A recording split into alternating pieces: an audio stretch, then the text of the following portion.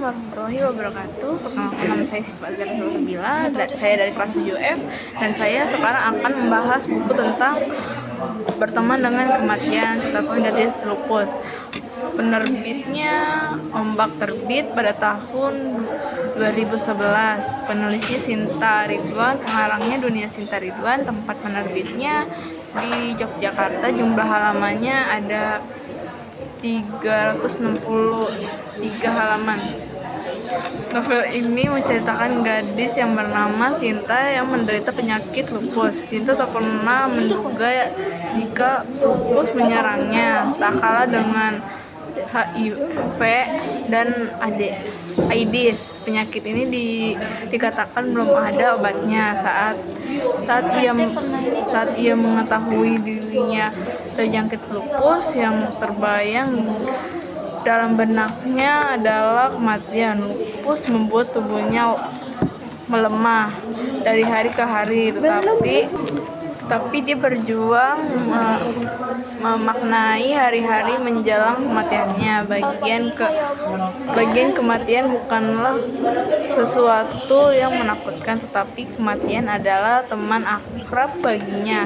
Ia membuat setiap waktunya sangat berharga, membuat terpikau pada indahnya keabadian. Sinta berasal dari keluarga broken home dan membiayai hidupnya dan kuliahnya sendiri. Sinta bercerita tentang masa kecilnya hingga remaja. Sinta adalah gadis yang aktif di tengah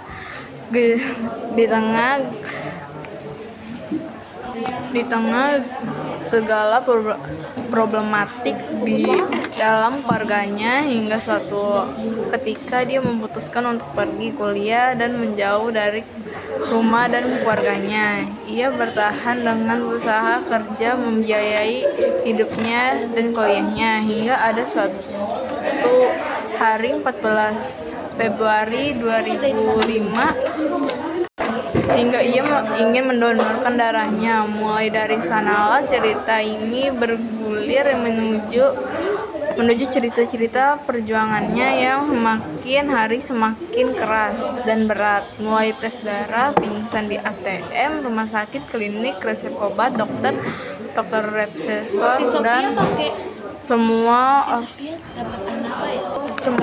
ornamen itu terus mengiringi langkahnya. Obat-obat kimia yang terus-menerus isi kantongnya, hingga ada harus bertahan dengan hanya memakan mie instan setiap hari. Padahal dia harusnya memakan konsumsi makanan yang sehat untuk menjaga kondisi seluruh tulang sendinya.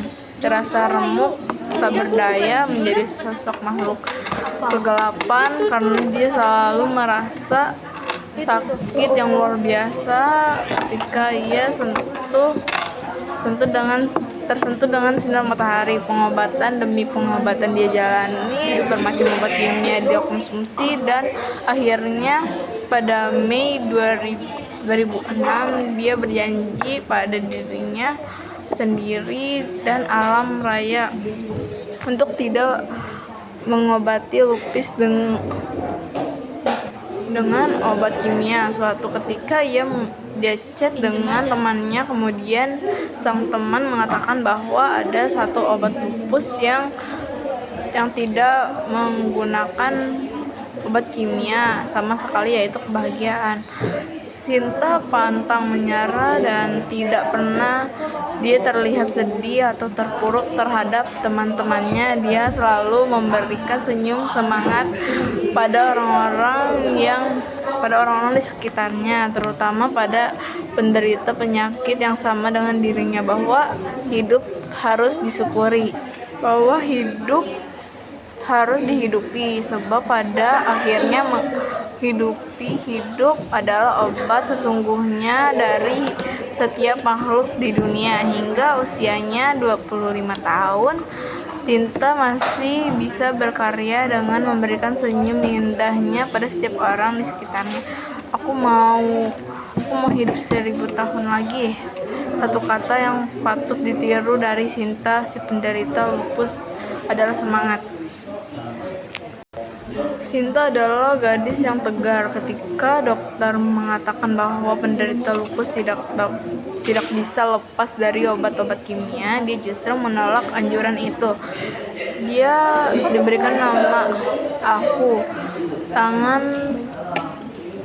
sekitar manusia itu menggenggam tali yang mengikat banyak balon. Setiap balon diberikan warna yang berbeda dan diberi tulisan. Balon warna merah, Sinta menulis hidup tanpa obat kimia. Di balon warna ungu, Sinta menulis harus bahagia tiap hari. Di balon warna hitam, Sinta menulis semoga bahagia lahir batinnya ya tak. Dan di warna balon putih, Sinta menulis hidup harus hidup. Apa yang ditulis Sinta memiliki makna sama dengan doa paling tidak itulah harapan yang dipanjatkan Sinta pada Sang Pencipta. Dan benar kata Bung Khairil Anwar, aku ingin hidup 1000 tahun lagi. Demikian Sinta menulis halaman terakhir di bukunya. Sekian dari saya. Wassalamualaikum warahmatullahi wabarakatuh.